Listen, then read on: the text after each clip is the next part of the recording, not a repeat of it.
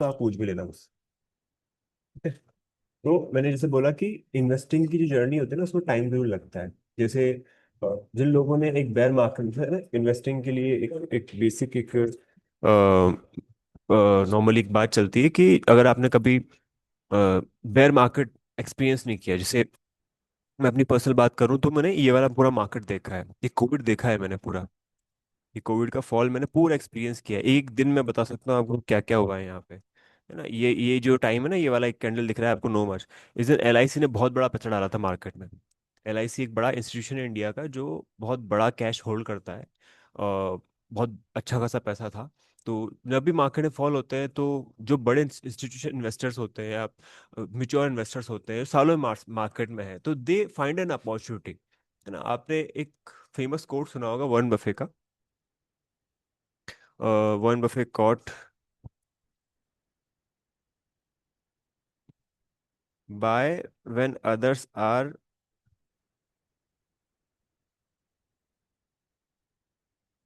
हम्म, ये देखो ये क्या कोट है इनका, कि buy when others are fearful, sell when others are greedy. ये देखो, be fearful when others are greedy and greedy when others are fearful। क्या है इसका पर्पस? जैसे हम मार्केट गिरता है, मार्केट हर कोई परेशान हो रहा है ना, अरे मार्केट गिर गया, ऐसा हो गया वैसा हो गया, है ना। ये देखो, ये मतलब इंडिया में तो ठीक है, इंडियन मार्केट को मिच्योर हुए, मतलब मिच्योरिटी पिछले 10 साल में आई है काफ़ी। पिछले 5 साल में बहुत ज़्यादा आई है और आने वाले टाइम में बहुत मिच्योरिटी आएगी मार्केट्स को लेकर। पर यूएस के मार्केट ऑलरेडी काफ़ी मिच्योर्ड है, एंड वहाँ पे majority of people, like majority of people की बात भी करूँ तो वहाँ की जनसंख्या में से मतलब ऑलमोस्ट 50% अराउंड या इससे ज़्यादा लोग जो इन्वेस्ट करते हैं मार्केट में, है ना, डायरेक्टली इनडायरेक्टली। इंडिया में वो कहीं ना कहीं इन्वेस्टर्स का जो रेशियो है कहीं ना कहीं अभी 5-7%, 8% के आसपास ही, इससे ज़्यादा लोग इन्वेस्टर नहीं करते। ओटीटी प्लेटफॉर्म्स पे जो सब्सक्रिप्शन है ना, ज़्यादा लोग हॉटस्टार ज़्यादा यूज़ करते हैं, पर वो उनके पास डीमैट अकाउंट नहीं, वो इतना इन्वेस्टमेंट करने का जो है ना वो चीज़ नहीं है, एंड मेच्योरिटी नहीं है। मेच्योरिटी मतलब कि मार्केट गिरा तो घबराने लग गए, चढ़ गया तो खुशी हो गई।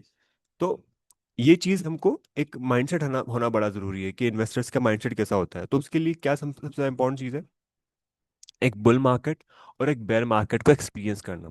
ये मैं थोड़ा सा लंबा टाइम हॉरिजन लेके चल रहा हूँ, है ना। एक बेयर मार्केट, एक बुल मार्केट। बेयर मार्केट क्या होता है, अगर मार्केट, बेयर मार्केट को अपन समझे, बेयर मार्केट की बात करूं मैं यहाँ पे, तो बेयर मार्केट अगर मान के चलो हमारा मार्केट जो है 30-35% के आसपास का फॉल शो करता है, या इससे ज्यादा का मार्केट फॉल आता है, तो उसको कहीं ना कहीं उस कैटेगरी को हम क्या है, बेयर मार्केट की कैटेगरी में रखना पसंद करते हैं, है ना। नॉर्मल करेक्शन आ सकते हैं, 20% का करेक्शन आ सकता है ना, 15% का करेक्शन आ सकता है, पर 30-35-40%, 50% अगर मार्केट गिर जाए तो उसको तो बेयर मार्केट में काउंट करते हैं।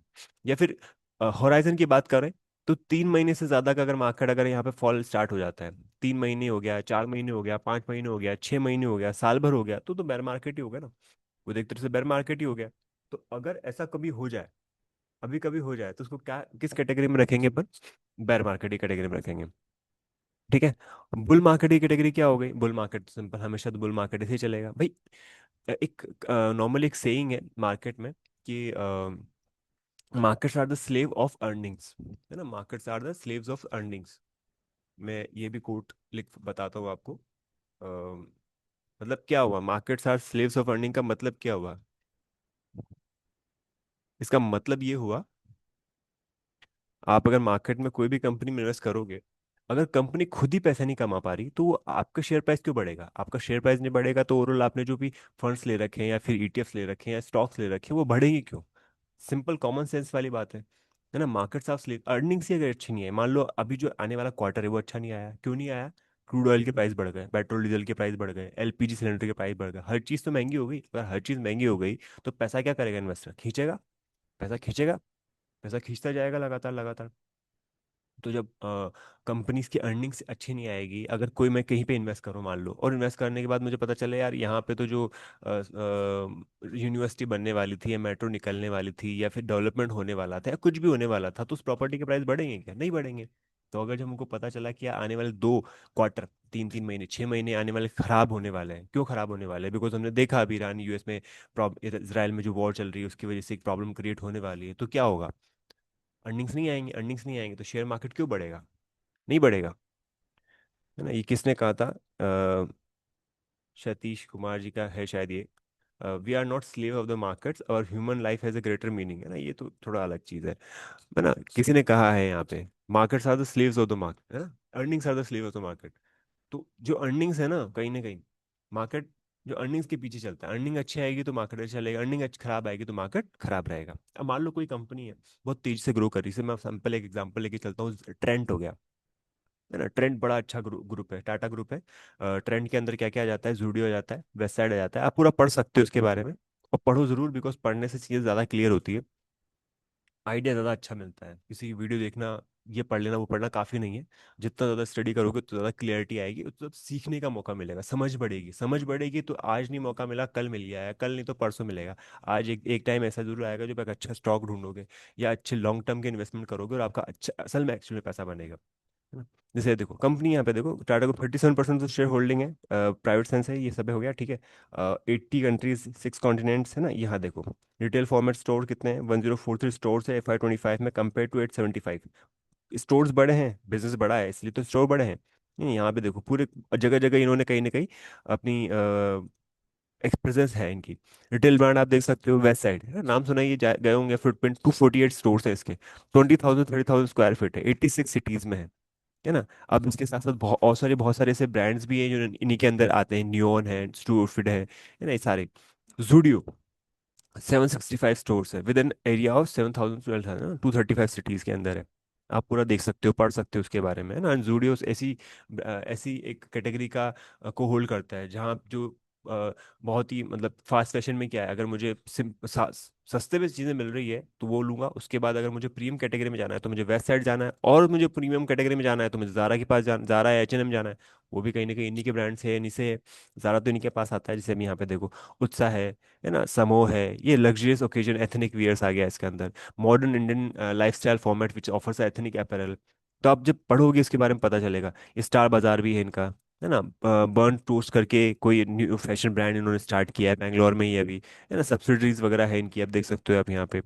ये ये देखो, ये देखो लाइसेंसिंग, है ना, operate Zara store through a long term alliance for exclusive sourcing and licensing for Zara, है ना। मौसम द्वितीय इंडिया 20% स्टेक इनका। तो इनके पास क्या है कि एक बहुत अच्छा कैटेगरी वाइज जो है, इन्होंने बहुत बड़ा मार्केट एक्वायर कर लिया है। आप देखोगे आदित्य बिरला फैशन या फिर बाकी जो टेक्सटाइल बिजनेस में है, जियो भी है कहीं ना कहीं, आज जियो के नाम से, है ना। जियो स्टोर उसके भी फोन है। बट जो कहीं ना कहीं जूडियो या फिर ये जो वेस्ट साइड ऑफर कर रहा है, वो ऑफर बाकी लोग नहीं कर रहे होंगे कहीं ना कहीं, है ना। नंबर्स भी देखो आप, इनके प्रॉफिट्स बढ़ रहे हैं लगातार, सेल्स बढ़ा है ना, ROCRO अच्छा है, एंड 1,34,000 करोड़ की कंपनी हो चुकी है। पिछले कुछ टाइम पहले से न्यूज़ थी कि जारा जो है हर महीने काफी अच्छे खासे स्टोर ओपन कर रहा था, है ना। तो वो जो है उसका क्लियरली दिखेगा यहाँ पे आपको। अगर कहीं पे कुछ डेवलपमेंट हो रहा है, कुछ प्रोजेक्शंस हो रहे हैं, तो कंपनी थोड़ी ना वेट करेगी कि जब हो जाएगा तब लोग यहाँ पे पैसा डालना स्टार्ट करेंगे, या लोग थोड़ी ना वेट करेंगे। लोग तो फ्यूचर को देख के पैसा लगाएंगे ना। अगर कहीं प्रॉपर्टी में कुछ होने वाला है तो हम उस वो सोच के लगाते हैं कि आने वाले 10 साल बाद, तो यहाँ भी इतना ही लंबा होराइजन रखेंगे तो ज़्यादा अच्छा होगा। तो आप देखोगे, एक चीज़ नोटिस करोगे, 2023 में कितना था शेयर का प्राइस, 1,000, 1,300, 1,500 के आसपास, और कितना पहुंच गया ऑलमोस्ट, कितने से टाइम में, 2023 से कितने से टाइम में, 24 में 8,000 तक। अब आप कहोगे कि अरे इतना बढ़ गया है, तो इतना बढ़ गया, इतना बड़ा तो है तो, पर वो गिरेगा भी सही। ये देखो, अगर 5x स्टॉक हो गया है तो आप यहाँ से देखो 8,000 से कितना हो गया, 50% का करेक्शन आ गया। अब वापस इसको 4,000 से वापस 8,000 पौने में 100% का रिटर्न देना पड़ेगा, यानी डबल होना पड़ेगा, और डबल हो जाएगा। ये क्यों हो जाएगा, बिकॉज कंपनी बड़ी हो चुकी है ना, स्टेबिलिटी आने वाली है धीरे धीरे, चीज़ें कहीं ना कहीं कंसिस्टेंट चलेगी। अब देखो क्या होता है जब ऐसी सिनारियो होता है, ऐसा सिनारियो होता है, ऐसा सिनारियो आया, इन्वेस्टमेंट किया आपने, आपने इन्वेस्टमेंट किया, सब लोगों ने, आप लोगों ने देखा, अरे यार तो ग्रोथ है, जूडियो कपड़े बिक रहे हैं, वेस्ट साइड में भीड़ ही भीड़ है, जूडियो में भीड़ ही भीड़ है, जिस स्टोर में चले जाओ वहाँ हर जगह चीज़ें मिल जाएगी, सस्ती है, प्रॉफिट्स हो रहे हैं कंपनी के, कंसिस्टेंट है। Tata is like they are knowing for इस चीज़ के लिए, है ना, क्योंकि उनके बिजनेस एक्यूमेन, उनका बिजनेस सेंस, है ना, उनका बिजनेस करने का तरीका बहुत सालों पुराना है। And they know how to run a business. वो ऐसे हर जगह ऐसे पैसे नहीं डाल रहे कि भाई यहाँ भी फूक दो वहाँ भी फूक दो। अगर उन्होंने बिग बास्केट को भी एक्वायर किया है तो दे नो कि कॉमर्स बढ़ रहा है और बढ़ ही रहा है। ब्लिंकिट को आप देख सकते हो, जेप्टो को आप देख सकते हो, स्विगी इंस्टामार्ट को आप देख सकते हो, तो बिग बास्केट भी कहीं ना कहीं बहुत अच्छा खासा ग्रो कर रहा है, and they will grow, because ये बिजनेस ही ऐसे है। यहाँ भी ग्रोथ है ही सही। तो क्या हुआ, अब यहाँ पे लोगों ने इन्वेस्टमेंट करना स्टार्ट किया, यहाँ पे बात हुई है ना, लगातार बढ़ते जा रहा है, बढ़ते जा रहा है, बढ़ते जा रहा है। जब हर कोई ऐसे होता है ना, तो everybody is just going for a buy. Buy करते जाओ, करते जाओ, करते जाओ। तो जो चीज़ जिसकी मान लो कोई प्लॉट की वैल्यू थी कि हाँ ये 50 लाख की वैल्यू थी, तो जब ब्रोकर्स हुए, सब चीज़ें न्यूज़ चली, है ना, हाँ ठीक है भाई सब अच्छा होने वाला है, तो पता भी नहीं चलेगा 70 लाख, 80 लाख, 1 करोड़ कब हो जाएगा उस प्लॉट की वैल्यू। बट एक्चुअल में क्या ऐसी थी क्या? नहीं थी। इतना जल्दी सब कुछ हो जाएगा क्या? नहीं होगा। भाई ठीक है, स्टॉक का प्राइस ऐसा क्या हो गया कि 1,000 रुपए का शेयर 8,000 पहुंच गया। तो ये क्या होता है, एक यूफोरिया होता है मार्केट में, यूफोरिया होता है, अरे हर हर कोई क्या करेगा, ट्रेंड ले लो सर सबसे अच्छा है, ये ले लो। तो मार्केट में अच्छा खासा मोमेंटम मिलता है, मिलता है, मिलता है, और शेयर पहुंच जाता है 8,000। अब जिन लोगों ने 8,000 रुपये ले लिया उसका, इसलिए वैल्यूशन होना बहुत जरूरी है, वैल्यूशन की समझ होनी बड़ी जरूरी है कि वैल्यूशन है कि नहीं इस कंपनी की इतनी, ये एक्चुअल में इतनी वैल्यू, ये महंगा तो नहीं है शेयर, 8,000 का पहुंच गया, ये महंगा तो नहीं है।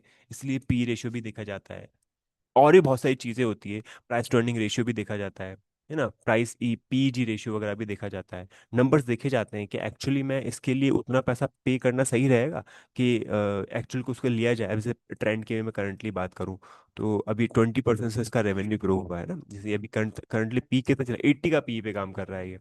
यहाँ पे आप ये भी देख सकते हो पी रेशियो, है ना, नवंबर, ये देखो कितना पहुंच गया था ये, यहाँ पे कितना पहुंच गया था? अक्टूबर 2024 में कितना पी पहुंच गया था इसका?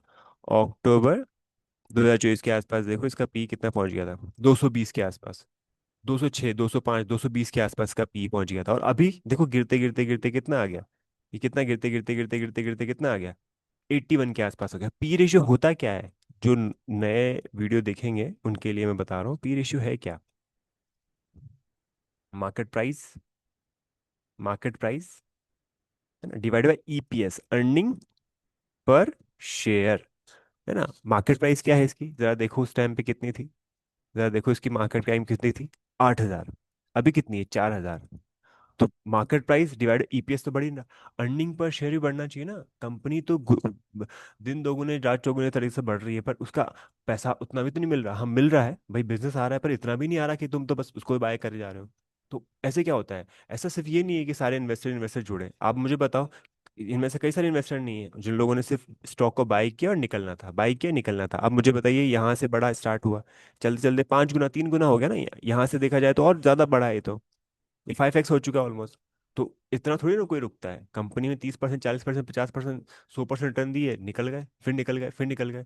जो बड़े इन्वेस्टर होते हैं, they are not investing for a month, 2 month, 3 month, 4 month, 6 months, है ना। अगर आपको किसी कंपनी में बड़ा पैसा बनाना है तो उसके लिए आपको लॉन्ग टर्म का होराइजन रखना पड़ेगा, आपको कंपनी की बेसिक एक एक चीज़ के बारे में नॉलेज होनी जरूरी है, और वो पढ़ने से ही आएगी। अगर उसको हम जानना चाहेंगे तो उससे हम ज़्यादा अच्छा खासा कम कर पाएंगे। अब जैसे मार्केट प्राइस की बात की मैंने, मार्केट प्राइस बढ़ रहा है पर ईपीएस गिर रहा है, तो पी रेशियो तो बहुत बड़ा आएगा ना, 200, 300, 500 भी आ सकता है ना। अगर मार्केट प्राइस यहाँ पे गिर रहा है और ईपीएस यहाँ पे बढ़ रहा है, तो मार्केट पी रेशियो क्या आएगा? कम आएगा। नॉमिनेटर डिनोमिनेटर सिंपल सी चीज़ है। बट मार्केट प्राइस ही बढ़ रहा है और ईपीएस ही बढ़ रहा है, तो पी रेशियो भी ठीक ठाक ही बढ़ेगा, ज़्यादा नहीं आएगा। तो इसलिए पी रेशियो बहुत ज़्यादा अगर होता है तो ये पता लगाया जा सकता है। ये पी रेशियो क्या है, 80 चल रहा है अभी, पर एक टाइम पे कितना था। अब ये कैसे पता लगाएं कि कितना पी रेशियो कम रहेगा, है ना। तो इसीलिए टेक्निकल स्ट्रक्चर्स को भी काउंट करना बहुत ज़रूरी है ना, सिर्फ इसी के बेसिस पे नहीं। तो पॉइंट यही है, जिन लोगों ने यहाँ ट्रेंड को ले लिया वो रोएंगे, यहाँ ले लिया वो भी रोएंगे, है ना। बट यहाँ कहीं ना कहीं ले लेगा तो ज़रूरी नहीं है कि मैं भी ये नहीं कहना चाह रहा कि यहीं से पलट जाएगा, हो सकता है 2,000 भी आ जाए। बट इसका मतलब ये बिल्कुल भी नहीं है कंपनी अच्छी नहीं है, कंपनी इज़ वेरी गुड, है ना। आप देखो, अब यही चीज होती है जब स्टोरीज चलती है मार्केट में, है ना, चीजें बेची जाती है, स्टोरीज बनाई जाती है कि गोल्ड चलेगा, चलेगा, चलेगा, सिल्वर, चलो गोल्ड तो ठीक है चलेगा, सिल्वर चलेगा, सिल्वर तो 6 लाख जाएगा, 10 लाख जाएगा, 20 लाख जाएगा, है ना। तो ये चीजें ऐसी नहीं होती है। जब 3 लाख के ऊपर चल गया था सिल्वर, तो आपको पता है हमने क्या क्या बातें करी थी कि ये सस्टेनेबल नहीं है, 3 से 4 कैसे पहुंचा पता ही नहीं चला, और 4 से वापस जब आया तो अब जिन लोगों ने बीच में ले लिया उनकी दिक्कत हो। इसलिए हमेशा स्टोरीज के पीछे नहीं जाना। अगर हम अर्ली स्टेजेस में सही टाइम पे सही जगह पे सही कंपनी पिक कर लेते हैं, पकड़ लेते हैं, तो उससे ज़्यादा बेनिफिट मिलता है। अब कंपनी 2005 में लिस्टेड हो चुकी थी, है ना, बट 2005 में थोड़ी ना हर कोई जूडियो जा रहा था, है ना। उसके बाद कोविड आया, कोविड के बाद ऑफ कोर्स सबको पता है जूडियो स्टोर में गए, तो जूडियो जूडियो को मैं बोल रहा हूँ because Zudio is very house hold name, west side is house hold name. बाकी ब्रांड्स अब इतने स्टेबल है कि नहीं, इतने बड़े है कि नहीं, उसमें टाइम लगता है, ज़ारा हर कोई जाता नहीं है ना। 800 रुपये का शेयर बढ़ने लगा, है ना, उनको भी पता लगने लगा कि इसकी डिमांड बढ़ती जा रही है। यहाँ पे तो लोगों को चाहिए, मतलब यहाँ पे डिमांड बढ़ती जा रही है, यहाँ पे लग नए नए स्टोर्स खुलते जा रहे हैं, कंपनी के प्रोजेक्शंस है कि हम इतने स्टोर और खोलेंगे, हमको ये और करना है। ये कहाँ से पढ़ोगे आप? अगर आपको ये सब पढ़ना है तो कहाँ से पढ़ोगे? यहाँ पे जाइए, ओपन करो, यहाँ जैसे वन है इसको ओपन करो, पूरी इसकी एनुअल रिपोर्ट ओपन हो जाएगी, उसको स्टडी करो, है ना। या फिर जो भी गूगल पे या चैट जीपीटी करो कि उसके रिगार्डिंग उनके प्रोजेक्शंस क्या है, वो क्या चाहते हैं। कंपनी का ओनर, कंपनी का प्रमोटर चाहता है कि मुझे ये करना है, मुझे वो करना है, मुझे यहाँ पे पहुंचना है, तो डेफिनेटली वो कुछ ना कुछ प्लान करेगा उसके लिए, है ना। ये बिजनेस लेके आ रहे हैं, नई जगह का स्टोर खोल रहे हैं तो बिजनेस बढ़ाने वाले हैं, हर लोकेशन पे जा रहे हैं तो बिजनेस बढ़ाने वाले हैं। तो बिजनेस बढ़ाने वाले हैं और प्रोडक्ट भी अच्छे हैं, डिमांड भी अच्छी है, वो ये भी बताएंगे। यहाँ भी आप देख सकते हो कितने नॉर्मल एवरेज बाइंग होती है, ऐसा इसमें है नहीं इतना, है ना। नॉर्मली इसमें इतना लिख नहीं रखा है, बट जूडियो को पढ़ना स्टार्ट करोगे तो जूडियो में पता चलेगा कि इतनी नॉर्मल बाइंग होती है ना, इस दर से ये बढ़ रही है। तो वो आप पूरा देख सकते हो उसके बारे में। तो ये बिजनेस की स्टडीज होनी बड़ी जरूरी है। तो अब 1,000 रुपये का स्टॉक अगर 8,000 पहुंच जाएगा तो ऐसा थोड़ी ना होएगा कि एकदम से कुछ हो गया। इसलिए कई बार स्टॉक 5-5 10-10 साल तक नहीं चलता। ये सेम चीज़ मैं आपके रिलायंस के लिए बताता हूँ, बिकॉज रिलायंस आपको थोड़ा सा बड़ा स्टॉक है तो वो आपको थोड़ा ज़्यादा एक व्यू देगा। एंड अच्छे बिजनेस में टाइम लग जाता है कई बार। देखो आप यहाँ पे देखिए, ये चीज़ नोटिस करना, 2010 से लेकर ऑलमोस्ट 2016 का वाला टाइम है, या फिर हाँ ये वाला टाइम है, ये 2008 का टाइम है, ठीक है। अगर आप यहाँ पे एक चीज़ नोटिस करोगे, आप यहाँ पे एक चीज़ नोटिस करोगे तो आपको पता चलेगा कि काफ़ी लंबे टाइम तक रिलायंस ने कोई परफॉर्मेंस दी नहीं है एक्चुअल में। 2008 से लेकर 2018 का टाइम देख लो आप, ये 2008 से लेकर 18 का टाइम आप चेक करो, यहाँ पे ये इसी रेंज में घूमता रहा, यही कहीं घूमता रहा। अब आप मुझे बताओ, आपने सोचा था अरे बड़ी अच्छी कंपनी चलेगी चलेगी, और आपने जल्दी से निकाल दिया उसको। तो स्टॉक मार्केट इसलिए टाइम ले लेता है। कई भी आप सोचते हो किसी कंपनी को इन्वेस्ट करते हो कि ये तो चलेगा, अच्छा चलेगा, और 2 साल 3 साल 4 साल हो गए, उसके बाद जब वो चलना स्टार्ट हुआ तो जीरो से हीरो बन जाता है। वो 100 रुपये का स्टॉक जो है वो 1 साल 2 साल 3 साल के अंदर अंदर ही 1,000 पहुंच जाता है। तो आप तो कहोगे अरे तो 10x हो चुका है 3 साल के अंदर, अब तो हम इन्वेस्टमेंट करते हैं, अब 1,000 रुपये में हमने इन्वेस्टमेंट करा, अब वो 3 साल फिर नहीं चला तो फिर।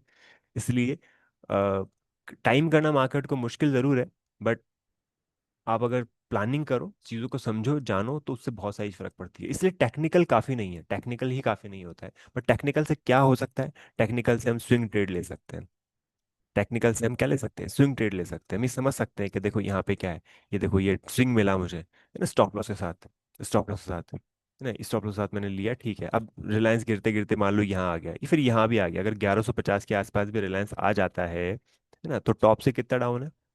कितना डाउन है? 25% 26%। एंड यू नेवर नो, ऐसा कोई, मैं ये नहीं कह रहा हूँ कि 1,000 रुपये भी नहीं आएगा, आ जाएगा। बट आपको नहीं लगता 1,000 रुपये अगर आ गया है तो बहुत अच्छा लेवल है लेने का? 1,000 के आसपास ये कौन सा लेवल हो जाएगा? मार्च 2023 वाला, है ना, ये वाला लेवल। तो जो ब्लू चिप कंपनीज है, उन ब्लू चिप कंपनीज को तो क्या दिक्कत आएगी? कोई ऐसा तो है नहीं, क्योंकि जो छोटी मोटी कंपनी उनको दिक्कत आएगी, और बड़ी कंपनी के पास क्या डाइवर्सिफिकेशन होता है, पैसा उनका डिफरेंट डिफरेंट एसेट्स में, डिफरेंट डिफरेंट बिजनेसेस में लगा होता है, सिर्फ एक बिजनेस पे रन नहीं कर रहे होते हुए। आज रिलायंस के पास कितने सारे बिजनेस है, अगर आप सर्च करना चाहो तो आपको मिलेगा। पॉइंट ये है ओवरऑल पूरी क्लास का कि हमें कॉमन सेंस इन्वेस्टिंग पे फोकस करना पड़ेगा, कि नॉर्मली उन चीज़ों को समझना पड़ेगा जो ज़्यादा मैटर करती है हमारे लिए, जो मार्केट को मूव करवाती है ना। जैसे अब यहीं पे वापस कोविड पे आता हूँ मैं। कोविड पे क्यों आ रहा हूँ? बिकॉज कोविड जिसने एक्सपीरियंस किया उसको पता चला कि मार्केट में जब पैसा गिरता है, मेरा पोर्टफोलियो जो 10 लाख 15 लाख 20 25 50 लाख का था, वो पोर्टफोलियो गिर के जो 50 पे था, मान लो 1 करोड़ का मान लो, तो अपने 1 करोड़ पे है यहाँ पे आपका पोर्टफोलियो, और गिर गया विद इन अ वीक, कितना गिर गया देखो आप? 35% गिर गया। 35% गिर गया तो आप कितना सा पैसा रह जाएगा आपका? आप कैलकुलेट कर सकते हो, ऑलमोस्ट मान लो 60 65 लाख 70 लाख के आसपास हम पहुंच चुके हैं। तो इम्पैक्ट आता है, और वो जब वो रिकवर होना स्टार्ट करता है, अगर वहां पे किसी ने एग्जिट कर दिया कि हटाओ यहाँ तो कुछ भी नहीं, एफडी कराऊंगा मैं, तो उसने एग्जिट कर दिया, तो उसके बाद जो ये रैली है, ये रैली मिस कर दी। ऐसे कई सारे लोग हैं जो सिर्फ कोविड में पैसे लेकर ही बैठे रह गए, क्योंकि ये टाइम बहुत फास्ट आया। ये देखो, क्योंकि सबको लगता है ना कि अरे यार दुनिया खत्म सी हो जाएगी क्या, ऐसा हो जाएगा क्या, लॉकडाउन लग गया, अभी तक हिस्ट्री में आज तक कभी लॉकडाउन नहीं लगे, हमारे लॉकडाउन लग गए, सब चीज़ें बिल्कुल क्लिनजिंग सी हो चुकी थी, है ना। तो ये कितने टाइम का, कितने दिन का टाइम था? ये फरवरी, 24 फरवरी, उसके बाद देखो 2 मार्च, उसके बाद देखो ये, है ना। ये अगर आप टाइम ड्यूरेशन की बात करें तो ये ज़्यादा, मतलब ये 3 हफ्ते का काम था पूरा पूरा। ये मैं आपको ये दिखाता हूँ, ये देखो, फर्स्ट वीक जैन 2020, पर किसी को पता नहीं था जनवरी में ना, फरवरी में कहीं ना कहीं ऐसे आसार आ गए थे। ऑलमोस्ट 23-24 फरवरी के आसपास से आसार आ चुके थे कि कुछ ना कुछ हो रहा है ना। चाइना एक हॉस्पिटल बना रहा है, बहुत फास्ट हॉस्पिटल बना रहा है, इतने बेड्स का बना रहा है, और बहुत तेजी से काम चल रहा था। विद इन 7 डेज उन्होंने वो बना दिए, है ना। उनको भी पता नहीं था ये क्या हो रहा है, ये नई नई चीज़ थी, कोई बीमारी आ रही है ना। 6 6 दिन के अंदर अंदर लोगों की डेथ होना स्टार्ट हुई। पहले उन्होंने छिपाया, बताया नहीं, डिस्क्लोज नहीं। आज भी चाइना की ये हालत है ना, चाइना कभी भी अपनी इन चीज़ों को वैसे डिस्क्लोज नहीं करता, बहुत जल्दी चीज़ों को अपनी टेक्नोलॉजी को बताता नहीं है, कुछ भी कर रहा होता है तो, है ना। तो फिर जब पता चला धीरे धीरे निकलने वाले, WHO ने कहा ये एपिडेमिक है। एपिडेमिक मतलब प्रॉब्लम तो है पर बहुत बड़ी प्रॉब्लम है नहीं। जैसे पैंडेमिक बोल दिया तो मतलब कुछ ना कुछ खराब है, ये बड़ी चीज़ हो गई। तो एपिडेमिक बोला, फिर उसके बाद चीज़ें रोज कुछ ना कुछ न्यूज़ आ रही थी, नॉर्मल लाइफ चल रही थी सबकी। फिर मोदी जी एक दिन आया, मोदी ने कहा कि एक दिन का अपन क्या करेंगे, लॉकडाउन करेंगे, है ना, लॉकडाउन करेंगे। तो मोदी जी ने जैसे बोला लॉकडाउन करेंगे, तभी पैनिक स्टार्ट हो गया। कई लोगों को लगा हाँ ठीक है एक दिन का है, पर जो अंदर थे लोग या जो गवर्नमेंट में थे, दे आर स्टार्ट प्रिपेयरिंग कि कुछ ना कुछ प्रॉब्लम हो सकती है, बड़ी प्रॉब्लम हो सकती है। और जब लॉकडाउन लगा तो लॉकडाउन के बाद तो क्या था, लॉकडाउन का मतलब क्या हुआ, आपको पता थोड़ी ना। उन्होंने क्या कहा था, अनिश्चितकालीन लॉकडाउन, अनिश्चितकालीन ऐसी व्यवस्था। तो अब अनिश्चितकालीन में तो कुछ भी हो सकता है, मार्केट कब तक क्लोज रहे, है ना। मार्केट क्लोज नहीं हुए पर मार्केट फॉल हुए, एक वीक में 7.5% गिरा। और ये चीज़ एक्सपेक्टेड थी 2020 में, वैसे भी एक्सपेक्टेड था कि मार्केट में फॉल आएगा। एक साइकिल होता है मार्केट में, हर 5 से 6 साल के अंदर एक फॉल आना कहीं ना कहीं एक साइकिल का हिस्सा होता है। तो ये गिरा, फिर दूसरा वाला गिरा, है ना, दूसरे वीक फिर गिरे, है ना। तो लोगों को लगा ठीक है यार 10,800 तक आ जाएंगे, तो लोगों ने 10,800 पे पैसे डाले। उसके बाद और लगा कि यार यार ठीक है 10,000 तक आ जाएगा, 10,000 में फिर पैसा डाला। पैसा डालने में नुकसान कुछ नहीं था उनका, 10,000 में भी उन्होंने डाला तो उन्होंने देखा कितना, 8,000 तक देखा। बट वापस रिकवरी तो आई ना। मार्केट का फॉल जो होता है ना, वो एक तरीके से एक अच्छा टाइम होता है पैसा डालने का। तो वॉरेन बफे का क्या था कोट, कि buy when others are fearful. जब हर किसी को डर था, अब हर किसी को डर क्यों था, अरे यार पैसा अपन यहाँ क्यों डालें, इससे अच्छा तो अपन सेव करके रखें, FD करा ले, है ना, वहाँ पैसा सही रहेगा। कल को इमरजेंसी आ गई, पता थोड़ी लॉकडाउन कितना टाइम रहेगा। तो ये जिसकी अंडरस्टैंडिंग थी कि मार्केट में, जिन लोगों ने 2001 देखा, 2008 देखा, 2000 देखा, 2008 देखा, 2016 डिमोनेटाइजेशन भी देखा, 2020 भी देखा, है ना। उसके बाद फिर 22 में भी प्रॉब्लम्स आई, रशिया यूक्रेन की प्रॉब्लम्स आई। इंडिया डायरेक्टली इन्वॉल्व नहीं है, बट इम्पैक्ट तो पूरे वर्ल्ड में होगा, तो आपको भी होगा ही होगा, है ना। एक कोट है कि व्हेन US स्नीज, है ना, होल वर्ल्ड गेट कोल्ड, है ना। अगर जुकाम भी हो जाता है ना US को, तो पूरी दुनिया को एक तरीके से मतलब एक छींक भी रख देता है US, तो पूरी दुनिया को जुकाम हो जाता है, पूरी दुनिया बीमार पड़ सकती है। US इतनी बड़ी इकोनॉमी, इतना हम आपस में एक दूसरे से जुड़े हुए हैं।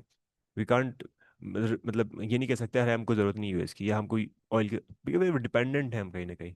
WTO वर्ल्ड ट्रेड ऑर्गेनाइजेशन जो है, जब मान लो कोई कंपनी मतलब किसी कंट्री से नहीं बन रही और उसको सैंक्शन लगाना है, तो क्या होता है, WTO का जो रूल्स हैं वो ब्रेक होते हैं कि ठीक है आपसे हम डील नहीं करेंगे। चाइना के साथ हमारी बनती, पाकिस्तान के साथ नहीं बनती, तो इसका ऐसा मतलब ये थोड़ी ना है कि अपन डील नहीं करें, ट्रेड डील नहीं हो रही है। ट्रेड डील तो होती रहती है। कई सारे प्रोडक्ट्स आज भी हमारा अगर देखा जाए चाइना के साथ बहुत बड़ा एक्सपोर्ट इंपोर्ट है। बहुत सारी चीज़ें चाइनीज आती है इंडिया में, तो थोड़े टाइम के बाद चलती है, उसके बाद सब नॉर्मल हो जाता है, बिकॉज पूरे वर्ल्ड की फैक्ट्री है चाइना, पूरे वर्ल्ड की मैन्युफैक्चरिंग फैक्ट्री है ना। जो चीज़ें वो बना के दे सकते हैं वो हम नहीं बना पाएंगे, हमको प्रिपेयर होने में टाइम लगेगा। तो मार्केट में फॉल हुआ, फॉल हुआ, फॉल हुआ, होता गया, ये पैनिक आया। जब पैनिक सिचुएशन आई उसके बाद 8,000 7,500 के आसपास का लो बना। लोग तब भी सोच रहे 6,500, अब तो अभी और गिरेगा, 6,000 आएगा मार्केट, क्योंकि ये देखो यहाँ पे 6,000 आएगा मार्केट, नहीं आया, है ना। 35%, ये वन ऑफ द वर्ल्ड का मतलब हम अभी तक का शॉर्टेस्ट बेयर मार्केट था, one of the shortest bear market, 37%, है ना। बहुत शॉर्ट, बहुत छोटे टाइम में ही गिरा, पैनिक था बस मार्केट में। एक महीने 1.5 महीने उस चीज़ें क्लियर होने लगी। जब फिर धीरे धीरे पता चला कि हाँ वैक्सीन बन रही है, वैक्सीन बन सकती है ना, क्योंकि ये तो फर्स्ट लॉकडाउन था। सेकंड लॉकडाउन में तो मार्केट गिरा नहीं ना इतना, सेकंड लॉकडाउन में नुकसान ज़्यादा हुआ, सेकंड लॉकडाउन में ज़्यादा डेथ हुई लोगों की। वापस रिकवरी होने लगी, but we are use to, इंसानी दिमाग ऐसा होता है कि बहुत जल्दी यूज टू हो जाता है, दे आर वेरी कंफर्टेबल कि हाँ ठीक है अब एक बार देख लिया अपने क्योर हो जाएगा। जैसे US है, US जब मतलब ट्रम्प है, जब ट्रम्प आया तो उसने बोला टैरिफ लगा दूंगा, तो मार्केट बहुत अच्छे से गिरे। उसके बाद फिर उसने बोला फिर तेरे साथ भी ये कर दूंगा, उसके साथ भी ये कर दूंगा, उसको भी टैरिफ लगा दूंगा, तो मार्केट ने ठीक है अब हो गया है, ये तो हमेशा ऐसे करता रहेगा, अभी भी करेगा। अभी तो 1 साल 1.5 साल ही हुआ है इसको, अभी 3 साल बाकी है इसके, अभी और बहुत कुछ करने वाला है ना। ईरान के साथ वॉर में आ गया, तो बहुत सारी चीज़ें, अब वॉर सिचुएशन आ गई तो straight of Hormuz because of the oil. अगर ये चीज़ को हटा दिया जाए और तो आपस में लड़ते रहे तो मार्केट तो ज़्यादा नहीं गिरे। बट हम डिपेंडेंट है क्रूड को लेकर, तो मार्केट में इम्पैक्ट आएगा। क्रूड का प्राइस अगर देखा जाए तो ऑलमोस्ट पिछले 2 महीने में 60% से 50%, 60% से बढ़ चुका है ना। $111 चल रहा है अभी, आप देखना चाहो क्रूड ऑयल तो $111। है ना। ऑल आउट अगर 120 के ऊपर 125 के ऊपर टिक गया तो बहुत प्रॉब्लम हो जाएगी, सबको प्रॉब्लम आएगी, सिर्फ इंडिया को नहीं आएगी, सबको प्रॉब्लम आने वाली है। तो हमने देखा, एक्सपीरियंस किया, है ना। तो उसके बाद जब रिकवरी स्टार्ट हुई, अब जिस इंसान ने ये देख रखा होगा कि हाँ buy when others are fearful, सब लोग डरे हुए हैं, तो उसने जिसने यहाँ बाय किया, जिसने यहाँ बाय किया उसको तो एक्स्ट्रा अल्फा मिल गया। ऑलमोस्ट देख लो आप, एक्स्ट्रा अल्फा मिल गया जिसने यहाँ बाय किया और जिसने यहाँ बाय किया। तो cash is a king, cash is important, है ना। कैश अगर है तो उसको इम्पोर्टेंट तरीके से देखा जाना चाहिए। एफडी बुरी नहीं होती, मैं कभी नहीं कहता एफडी बुरी है, एफडी इज गुड, बट हमेशा लॉन्ग टर्म की एफडी इज बैड। अगर आपने लॉन्ग टर्म कर दिया ना उस चीज़ को, अगर आपने उसको पैसे को 5 साल 6 साल 10 साल 12 साल की एफडी, वो मतलब नहीं है। एफडी अच्छी है 1 साल 1.5 साल 2 साल, एंड जब चीज़ें सही ना हो, इमरजेंसी हो, इमरजेंसी के लिए एफडी बेस्ट है। एंड एफडी से बेस्ट क्या हो जाता है, डेट फंड। डेट फंड्स में जितने रिटर्न मिलते हैं उतनी एफडी में मिलता है आपको। डेट फंड्स, लिक्विड फंड्स जो होते हैं, है ना, ओवरनाइट फंड्स जो होते हैं, उन फंड्स को एक तरीके से आप एफडी की तरह देख सकते हो, वो ज़्यादा अच्छा रहता है। मार्केट ने रिकवरी दी, रिकवरी दी, रिकवरी दी, और आप देख सकते हो हमने कितनी बड़ी रिकवरी यहाँ पे की है ना। वी आर इन ना बुल मार्केट, ये बुल मार्केट है पूरा का पूरा, ये पूरा बुल मार्केट है। ये फिर उसके बाद वो रशिया यूक्रेन वाली प्रॉब्लम स्टार्ट हो गई यहाँ पे, है ना। तो थोड़ा टाइम मतलब मार्केट ने करेक्शन नहीं दिया है, पर एक डिस्ट्रीब्यूशन का फेज था, है ना। मार्केट ने कोई परफॉर्मेंस नहीं दी, यहीं कहीं घूमते रहे, आप देख सकते हो ऑलमोस्ट, है ना। फिर अप्रैल 2023 के बाद वॉर तो अभी भी चली रही है रशिया यूक्रेन की, चीज़ें नॉर्मल हो चुकी है, वापस से रिकवरी स्टार्ट हुई, और यहाँ पे आप देखो बहुत बड़ा अच्छा मार्केट चला, 40%। 40% अगर आपका इंडेक्स दे रहा है, इसका मतलब काफी अच्छा। अप्रैल 20 से सितंबर 2024, 1.5 साल के अंदर हमने कितना रिटर्न दिया, कमाया, 40-50% का इंडेक्स में ओनली, है ना। उसके बाद आप देखो ये ट्रम्प का टैरिफ लगा, ये टैरिफ लगा, यानी प्रॉब्लम्स आई, उसके बाद चीजें वापस देखोगे तो ऑलमोस्ट 15% के रिटर्न फिर मिले, वापस से हम कहीं ना कहीं कितना डाउन है ऊपर से टॉप से। तो इट्स वेरी नॉर्मल थिंग। हमको इसके लिए यूज टू होना बहुत जरूरी है। अगर हम यूज टू नहीं होंगे तो we can consistently long term के लिए जो बड़ी चीजें होती है। तो अभी जो मार्केट है, ऐसे मार्केट में कई सारी ऐसी कंपनीज है जो वैल्यू कंपनीज है, ऐसे अच्छी बढ़िया कंपनीज है जो बहुत अच्छे खासे करेक्शंस पे है। मैं नाम नहीं लूंगा, बताऊंगा नहीं कौन सी है क्या है, ये आपको खुद से ढूंढना पड़ेगा, खुद से फाइंड आउट करना बहुत जरूरी होता है, बिकॉज बॉरोड कन्विक्शन में पैसा नहीं बनता, है ना। ये राकेश झुंझुनवाला जो है, आप जानते होंगे, इनका क्या है, Rakesh Jhunjhunwala, what he says, borrowed conviction, मतलब किसी ने कह दिया आपने ले लिया स्टॉक, आप होल्ड नहीं कर पाओगे, है ना। कांट मेक मनी, मुझे पता नहीं, शायद कोड किसी और का हो सकता है, बट मैंने बहुत ज़्यादा सुना है इनके मुंह से ही। तो आप समझ सकते हो कि यहाँ पे you can not make money on borrowed knowledge, है ना। तो अब किसी ने कह दिया इसका नहीं। जब तक आप स्टॉक्स की बात करें, यहाँ पे देखो, अब कई सारे स्टॉक ऐसे होंगे जो बहुत अच्छे खासे करेक्शंस पे होंगे, टॉप से बहुत अच्छा खासा डाउन होगा, तो बुफे लगा हुआ है यहाँ पे, तो सेल चल रही है। आप अगर अच्छी कंपनी को होल्ड करते हो, आपको लगता है ये कंपनी आने वाले 15 साल 20 साल 25 साल 50 साल टिकी रहेगी, तो it's a good time to get those companies. तो ऐसी कंपनीज को आप देख सकते हो ना, ये बड़ी कंपनीज में से। अब ये मार्केट तो पूरा गिर गया, पर ये तो गिरा ही नहीं, क्योंकि इसके अर्निंग्स अच्छे हैं, नंबर्स अच्छे हैं, है ना। ये कई सारी कंपनीज डे हाई पे टॉप पे मिलेगी आपको। कोल इंडिया है, कोई फर्क ही नहीं पड़ रहा है उसको, बिकॉज ठीक है, फाइनेंस कंपनीज को फर्क पड़ेगा, बैंक को फर्क पड़ेगा, एफएमसीजी को फर्क पड़ेगा, है ना। जहाँ पे ये हिंडाल्को है, मेटल को भी ज़्यादा कोई खास फर्क नहीं पड़ रहा है ना। आईटी को फर्क पड़ रहा है एआई की वजह से, एआई की वजह से आईटी की हालत बिगड़ी हुई है, बहुत ज़्यादा बिगड़ी हुई है ना। बट ऐसे लेवल्स पे आपको बहुत अच्छे खासे डिसेंट स्टॉक्स मिलेंगे। एंड जैसे इंडिगो की बात कर लो, मैं, इंडिगो की अभी हालत इसलिए ख़राब है बिकॉज ऑफ द ऑयल, है ना। फ्यूल कॉस्ट के अगर प्राइसेस बढ़ जाएंगे एंड प्रॉब्लम्स रहेगी, तो इनके मार्जिन्स कम हो जाएंगे ना। जो कमाई पहले हो रही थी वो कमाई अब नहीं होगी, तो मार्जिन्स कम हो जाएंगे, तो शेयर प्राइस उतना क्यों बढ़ेगा। बट जैसे चीज़ें रिजॉल्व होगी, आप देख सकते हो मार्केट कितना बढ़ सकता है ये, 50% तक बढ़ सकता है। 6,000 का स्टॉक कितना मिल रहा है, 4,000 रुपये। क्या नंबर्स अच्छे नहीं है क्या, नंबर्स अच्छे हैं। नंबर्स देखो एक बार जरा, इंडिगो इंटरग्रुप वैल्यूएशन, यहाँ पे देखो, R is really good, sales is good but profit is down, sales is good but profit is down, and company 64% Indian aviation segment का होल्ड करती है ये। तो हमको ये समझना बहुत ज़रूरी है कि अगर कंपनी बहुत ज़्यादा इसेंशियल है, इंपॉर्टेंट है, तो why not to go in pick those companies. H U L हो गया, हिंदुस्तान यूनिलीवर, अब देखो 2021-22 में जो लो था वही लो अभी है। क्या लो था 22 में, 2000 के आसपास, आज वहीं पे है वो हम। तो what we can get upside 30%, but क्योंकि मार्केट में पैनिक है इसलिए गिरावट है ना। क्या हिंदुस्तान यूनिलीवर के नंबर्स खराब है क्या, देख लेते हैं एक बार। हिंदुस्तान यूनिलीवर, और ये यूनिलीवर आप देख सकते हो, ROCR is very good, and sales are good, and profits are good. Not that मतलब गुड मतलब ऐसा नहीं कि बहुत, जैसे कई सारी कंपनीज के नंबर बहुत ही अच्छे हैं, आप पूरा स्क्रीनर्स को अगर यूज़ करना चाहो तो बहुत अच्छे से यूज़ कर सकते हो। कई सारी कंपनी ऐसी है जो स्टरलाइट टेक है ना, छोटी कंपनी है, कोई रिकमेंडेशन नहीं है मेरे साइड से, बट जस्ट अंडरस्टैंडिंग कि आप देख सकते हो उसका 53% से प्रॉफिट्स ग्रो कर रहा है, 26% से सेल्स ग्रो कर रही है ना, 5% के सर्किट पे चल रहा है, कंपनी छोटी सी है, 9,000 करोड़ की कंपनी है। क्या करती है देख सकते हो यहाँ पे, आप देखो है ना, ऑप्टिकल केबल्स में है ये, है ना, optical fibre cables, market share 8% FI 2024 में 12% के आसपास है, तो कम हुआ है बट है। It's among the largest and low cost producer of optical fibre and OPC in India. Companies share market ना सिर्फ सिर्फ आपको नॉलेज नहीं देता है, पैसा नहीं, ये आपको नॉलेज और देता है, ये आपको चीज़ें समझाता है, मार्केट कैसे काम कर रहा है, मार्केट में अच्छे अच्छे बिजनेस में कैसे क्या हो रहा है। पॉलीकैप, पॉलीकैप भाई, अगर डेटा वायर तो लगेंगे ना, 35%, 46% सेल ग्रो हो रहा है, ROCR is value, 1 lakh crore की कंपनी हो चुकी है, ऐसी कोई वायर नहीं जो पॉलीकैप ने बना रहा हो। नाम सुना होगा आपने पॉलीकैप का, तो अब यू कैन सी पॉलीकैप पिछले कुछ टाइम में क्या हुआ है इसमें। कोई भी कंपनी आपको इसलिए नहीं लेनी है बिकॉज मैंने डिस्कस किया है, हम सिर्फ डिस्कस कर रहे हैं, क्योंकि क्या होता है कि एक रॉन्ग व्यू जाता है इससे। ये देखो, पॉलीकैब का IPO आया था 2019 के आसपास, काफ़ी टाइम तक नहीं चली, 20 चली पर इतनी चली, फिर उसके बाद 1,000 का स्टॉक अभी कितना हो गया है, 7 गुना, 10 गुना। तो मल्टीबैगर स्टॉक्स, जो मल्टीबैगर स्टॉक्स होते हैं या फिर कंपनीज होती है, उसमें पेन देखना पड़ता है। और जिस इंसान ने अभी यहाँ पे लिया, मान लो मतलब ले लिया नीचे से, अभी यहाँ तक पहुंच गया 7,000 से, 7,000 से गिरते गिरते गिरते वापस से 4-5 हज़ार आ गया, तो आपको अगर 30-40% का डिक्लाइन दिखेगा तो आप क्या करोगे, पैनिक में आके निकाल दोगे, आप इतना लंबा नहीं सोचोगे। मैंने टाइटन की स्टोरी एक बार डिस्कस की थी कि क्या हुआ होगा अगर 1 करोड़ रुपए भी डाले होंगे 1990s में, 1994 के आसपास, जो भी टाइटन का IPO आया था राकेश जी ने। तो 1 से 2 हुआ, 5 हुआ, 10 हुआ, उसके बाद वापस 5 हो गया, 5 करोड़ से फिर 10 हुआ, 20 हुआ, फिर वापस 10 पे आ गए। तो ये जो ऊपर नीचे हुआ है, अगर उन्होंने निकाल दिया होता तो आज क्या इतने 70-80 हज़ार करोड़ के आसपास की होल्डिंग होती क्या अकेले एक सिंगल शेयर में, टाइटन में, उनकी नहीं होती।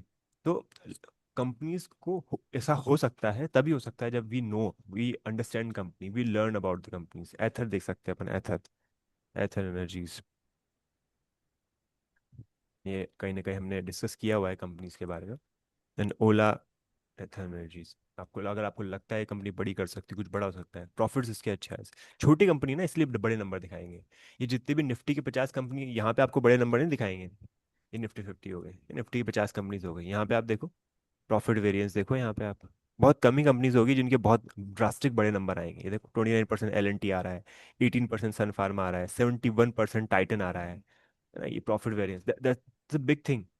ये देखो M&M आ रहा है, महिंद्रा महिंद्रा, JSW स्टील, बहुत बड़ा नंबर आ रहे हैं इसके, सब में नहीं आएंगे, है ना। नॉर्मल जो बड़ी कंपनीज हो चुकी है वो थोड़ी ना मोर देन 10%, 12% से ऊपर ग्रो कर पाएगी, बट छोटी कंपनी होगी वो बड़ा अच्छा ग्रो कर लेगी। कौन कौन सी छोटी कंपनी हो सकती है, आप यहाँ पे जाओ सर्च करो, Nifty 500 डालो यहाँ पे, Nifty 500 डालो यहाँ पे, तो आपको मिलेंगी बहुत सारी कंपनीज। फिल्टर आउट करना सीखना पड़ेगा, फिल्टर आउट करने से बहुत इंपॉर्टेंट चीज़ें निकल के आती है। ये हम खोलते हैं यहाँ पे, आप देखोगे ये बहुत अच्छी कंपनी, ऐसी कई सारी कंपनीज है जो बहुत बड़ा ड्रास्टिक चेंज कर रही होगी। अब इसका 7,000% का हो रहा है, तो इसका मतलब ये थोड़ी ना है कि ये एक्चुअल में कर रहा होगा। एक्चुअल में क्या हो रहा है, एक्चुअल में बस ये हो रहा है कि अभी तक लॉस में थे, अब एकदम से प्रॉफिट आना स्टार्ट हो गया है, तो ये 7,141% का प्रॉफिट है। तो इसके चक्कर में ये नहीं करना है, ये भी देखना है, ये भी देखना है, ये भी देखना है, सब चीज़ें देखनी है। कई लोग सिर्फ पी देख के सोचते हैं कि अच्छा है पी तो ले लो, इन्वेस्ट कर दो, नहीं काफ़ी नहीं है। आधी जानकारी से ज़्यादा खराब है, जानकारी से अधूरी जान नॉलेज बहुत प्रॉब्लम करती है, ये लेंस कार्ट है। तो हमने देखा है कि हाँ over the period of time इन्होंने अपने स्टोर्स बढ़ाए हैं, एंड नीड है, नेसेसिटी है, आप पढ़ो देखो कि कितने लोगों को चश्मे की जरूरत है इंडिया में, कितने सारे लोग हैं जहाँ बहुत बड़ा नीड है। और जिस हिसाब से फ़ोन और लैपटॉप का कंजम्पशन बढ़ रहा है, तो उस हिसाब से क्या हमको लगता है कि ये चीज़ें मोमेंट्री है, अभी है, आगे नहीं होगी। सिंपल सी बात है। एक डॉक्टर अग्रवाल आय करके कंपनी है, अगर ये अग्रवाल आय जो है, आपने देखा होगा, अग्रवाल आय हॉस्पिटल, जब इसने भी रिकवरी दी और चलना स्टार्ट किया तो अच्छा पैसा बनाया। यहाँ पे आप देख सकते हो 1,000, 12,000, 1100 के आसपास ही कंपनी कहाँ तक पहुंच गई, ऑलमोस्ट टॉप में 12,000 के आसपास तक पहुंच, नहीं 7,000 के आसपास पहुंच गई, अब यहाँ पे गिरी। इनके भी नंबर से फर्क पड़ा होगा, नंबर्स देखकर ही हम यहाँ पे क्या करते हैं, इन्वेस्ट करें, पढ़े जाने उसके बाद करें। डॉक्टर अग्रवाल आए, डॉक्टर अग्रवाल हाई हॉस्पिटल, आप देखो यहाँ पे profits are 66%। Profits are 66%, sales are 22%। अगर कमजोर, सेल्स कमजोर नहीं होना चाहिए। अगर गले में पैसा ही नहीं आ रहा तो फिर कंपनी कहाँ से चलेगी? सेल्स बढ़ना जरूरी है ना, धंधा बढ़ना जरूरी है। धंधा बढ़ रहा है, प्रॉफिट्स भी कहीं ना कहीं कंपनी कमा ही रही होगी, कमाने की कोशिश करेगी कहीं ना कहीं। R O C, R is very important thing. ये भी बहुत इंपॉर्टेंट चीज़ है ना। और कितने करोड़ का मार्केट कैप है? 22 से 72 करोड़ का। एक टाइम में काफ़ी अच्छा हो गया था इसका। तो अब शेयर प्राइस बढ़ गिरेगा तो मार्केट प्राइस भी गिरेगा ही कहीं ना कहीं। तो आप देख सकते हो यहाँ पे छोटी कंपनी है, तो क्या आपको लगता है बड़ी हो सकती है? ऑफ कोर्स हो सकती है, पर ये तो ऑलरेडी बड़ी कंपनी है, और कितनी बड़ी हो जाएगी? तो ये एक बेसिक आइडिया होना बहुत ज़रूरी है। नंबर्स देख सकते हैं अपन सबके, अगर अपोलो हॉस्पिटल बड़ा है तो